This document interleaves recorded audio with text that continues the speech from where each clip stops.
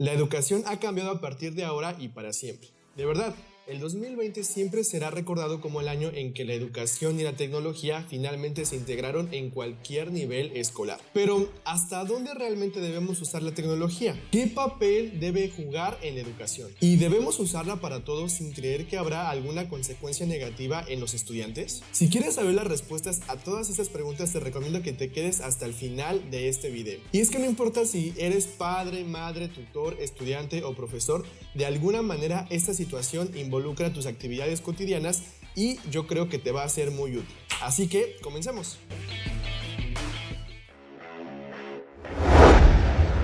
Repensando la educación en 2020. Lo que no se debe hacer.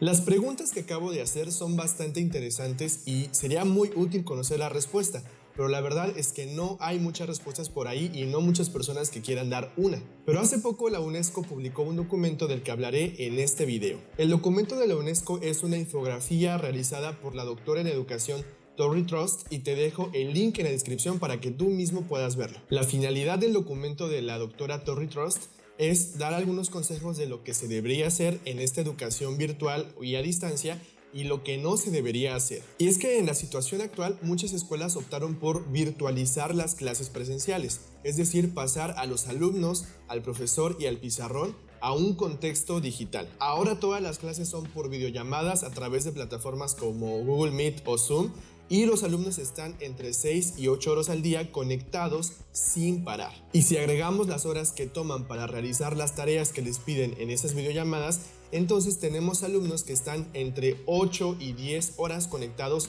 al internet en una computadora y realmente esto va a repercutir negativamente tarde o temprano. Así que la UNESCO hizo una lista de las cosas que no se deberían hacer durante la educación en la pandemia. Y la primera recomendación es no tener clases largas, es decir, de más de una hora. Además, no tener actividades como llenado de formularios o actividades que impliquen la supervisión directa como exámenes como se hacían en la educación presencial y también tratar de no hacer únicamente actividades individuales sino involucrar al grupo completo. Pero parece que las escuelas están haciendo exactamente lo contrario a lo que indica la UNESCO, ¿verdad? Y es que a pesar de que la virtualización de las clases presenciales sea la solución más lógica y práctica para las escuelas, no es la mejor solución ni para los estudiantes ni para los profesores. Pero todo tiene una razón, así que veamos por qué la UNESCO recomienda que no es lo mejor pasar 6 horas enfrente de una videollamada tomando clases virtuales. La educación en tiempos de COVID. ¿Virtualizar la educación es la mejor opción? No, no es la mejor opción.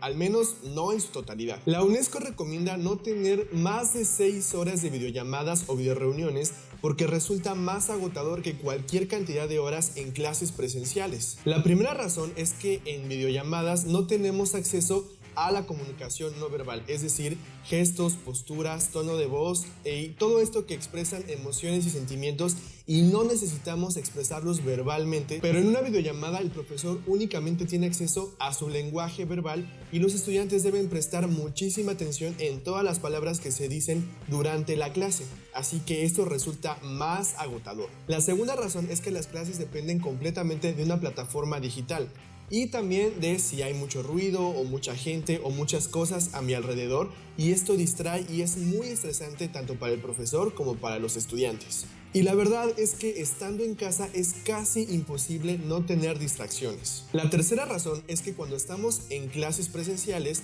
el cambio de salón o el pasar de un lugar a otro, encontrarnos gente en los corredores, nos ayuda a relajarnos y a desestresarnos y a cambiar nuestra mente para contextualizarnos a la siguiente clase o reunión.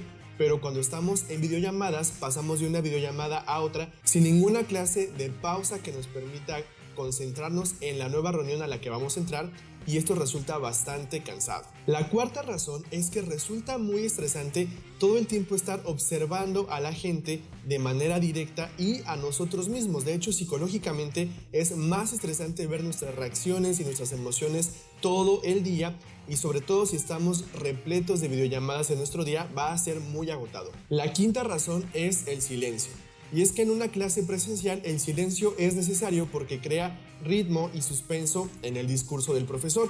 pero el silencio en una videollamada es lo peor que te puede pasar. ¿Está poniendo atención o no al estudiante? ¿Ya falló la conexión? ¿Me desconectó el internet? ¿Mi clase está siendo aburrida? Hay un sinfín de razones que pueden pasar por nuestra mente y que son las causas del silencio provocado en una videollamada. Y esto hace que el expositor, que en este caso es el profesor o algún estudiante, entre en pánico y entonces en lugar de tener una buena videoclase, pues tenemos una clase muy estresante tanto para el que expone como para los que escuchan. Y la sexta y última razón es que el virtualizar las clases presenciales obliga que en los periodos de evaluación se tenga que supervisar de muchísimas maneras. Por ejemplo, he escuchado acerca de escuelas que están supervisando con la computadora y con los celulares y además con tablets para que de alguna manera tengan el control de la información que están viendo los estudiantes en el momento de realizar la evaluación. Y esto es una locura, no hay ninguna clase de confianza hacia los estudiantes. Y esa desconfianza genera un descontento en el alumno, lo que provoca que no le gusten las videollamadas. Pero bueno, ya hemos visto lo que la UNESCO recomienda no hacer durante la educación que concierne a esta pandemia. Ahora veamos cuáles son los consejos que sí nos recomiendan hacer. Repensando la educación en 2020, lo que sí se debería hacer. Los siguientes consejos que presenta la UNESCO pueden ser bastante sencillos, pero la verdad es que si los aplicamos bien en nuestras clases nos puede ayudar a balancear el uso de la tecnología y el estar desconectados, y eso puede ayudar mucho tanto a los profesores como a los estudiantes para balancear su vida y no únicamente volcarse hacia las tecnologías digitales. El primer consejo es utilizar mini lecciones con aprendizaje activo. Recientemente un estudio de la Universidad de Harvard demostró que los estudiantes que se involucran en la construcción de su propio aprendizaje obtienen mejores conocimientos que aquellos a los que únicamente se transmite la información. De hecho, cualquier estudiante cree que a través de una exposición de información, ya sea por video o por conferencia o a través de una presentación con un expositor, van a aprender más, pero resulta lo contrario. Cuando el estudiante se involucra en su propio aprendizaje es cuando aprende más. A esta metodología de involucrar al estudiante en la construcción de sus conocimientos se conoce como aprendizaje activo. Y las maneras de aplicar esta metodología de aprendizaje activo pueden ser bastante diferentes. Pueden ir desde la resolución guiada de problemas hasta la creación de proyectos más complejos. Pero lo importante es que cualquier actividad siempre debe tener una misión y una motivación al final para el estudiante. De hecho, te recomiendo que veas mis videos acerca de metodologías y tendencias educativas y de ahí puedes sacar algunas buenas ideas. El segundo consejo es utilizar hiperdocumentos o documentos interactivos. Un artículo de Science Direct demostró que los hiperdocumentos o hipertextos son una herramienta digital muy útil para las clases a distancia. Por definición, un hiperdocumento es cualquier documento o material de lectura o multimedia pero que tiene la capacidad de ser interactivo, es decir, que puede tener un foro de discusión en tiempo real, por ejemplo, o enlaces que lleven a otros materiales. En pocas palabras, es un documento con texto, imágenes en movimiento, infografías, videos, foro de discusión en tiempo real y links que pueden llevar a todavía encontrar más información. Esa es una nueva manera más atractiva de presentar la información y dejar de lado el clásico PDF. Hay muchísimas herramientas en las que se pueden crear hiperdocumentos de manera gratuita, por ejemplo, Genially y HyperDocs, y te dejo los links en la descripción. El tercer consejo es utilizar el feed forward y no el feedback. El feedback ya pasó de moda, lo de hoy es el feed forward. Pero bueno, entendamos qué es el feedback primero. Es la clásica retroalimentación, es decir, la corrección de un examen o las indicaciones a los estudiantes acerca de cómo pueden mejorar los resultados. Normalmente es una retroalimentación basada en el resultado y no en el desarrollo que utilizó el estudiante para llegar a ese resultado, y se le asigna una calificación, es decir, todo se trata del puntaje al que llegue el estudiante. Y la idea base de la retroalimentación o del feedback es enseñarle al estudiante lo que nos hubiera gustado recibir de él y no nos centramos nunca en lo que deberá obtener más adelante. Así que la UNESCO recomienda darle la vuelta al feedback o a la retroalimentación y utilizar lo que se llama el feed forward. La idea base del feed forward es centrarse más en el desarrollo futuro que en enjuiciar el presente. En la práctica se traduce en lo siguiente: no esperar hasta que el estudiante tenga la tarea o resuelva todo el examen y simplemente a través de una retroalimentación o un feedback le asignemos una calificación, sino acompañar al estudiante durante el desarrollo de todo el proyecto o la tarea ir dándole consejos o ir haciendo algunas preguntas que le ayuden a dirigirse de la manera correcta y al final obtener un proyecto bien encaminado con un buen resultado sin tener que llegar a la retroalimentación, es decir, hasta el final de ese proyecto para enseñar al estudiante lo que debió haber hecho desde el inicio. El cuarto consejo que nos da la UNESCO para utilizar en la educación durante esta pandemia es animar a los estudiantes en lugar de exigir. Y esto puede parecer bastante lógico y hasta ni siquiera debería ser un consejo que únicamente se aplique en educación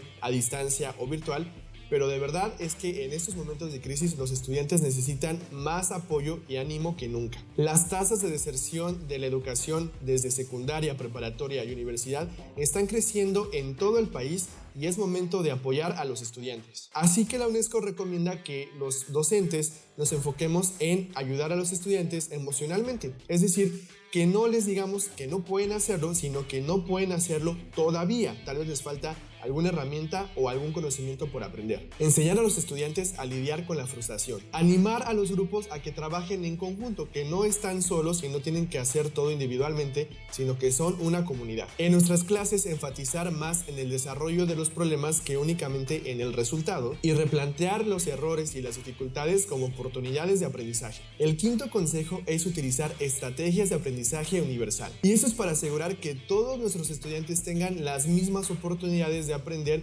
con la misma calidad. Esto implica que los docentes deben planear bien las actividades y las clases con una buena anticipación, tomando en cuenta las particularidades de cada estudiante. Por ejemplo, metodologías como el sistema Format ayudan mucho a utilizar una estrategia de aprendizaje universal, porque a través del sistema Format no únicamente nos concentramos en aquellos estudiantes que aprenden bien recibiendo información, sino que atacamos todos los estilos de aprendizaje y el aprendizaje con ambos hemisferios cerebrales. De hecho, te recomiendo que veas los videos del sistema Format que tengo en mi canal porque te pueden ser bastante útiles. El sexto consejo que da la UNESCO es utilizar actividades de baja tecnología y asíncronas. No todo es Zoom, Google Meet o Internet en general y no necesitamos las computadoras para aprender. Es decir, no únicamente. Así que la UNESCO recomienda que apliquemos en los estudiantes actividades de baja carga tecnológica.